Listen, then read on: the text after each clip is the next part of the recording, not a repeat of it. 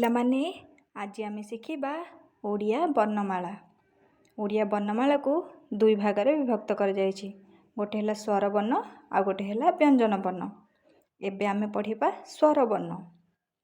ଅ ଆ ହର୍ଷଇ ଦୀର୍ଘଇ ହର୍ଷଉ ଦୀର୍ଘଉ ରୁ ରୁ ଏ ଐ ଓ ଔ। ଏବେ ଆମେ ପଢ଼ିବା ବ୍ୟଞ୍ଜନ ବର୍ଣ୍ଣ। କ ଖ ଗ ଘ ଙ ଚ ଛ ଜ ଝ ଞ୍ୟ ଟ ଠ ଡ଼ ଢ ଣ ତ ଥ ଦ ଧ ନ ପ ଫ ବ ଭ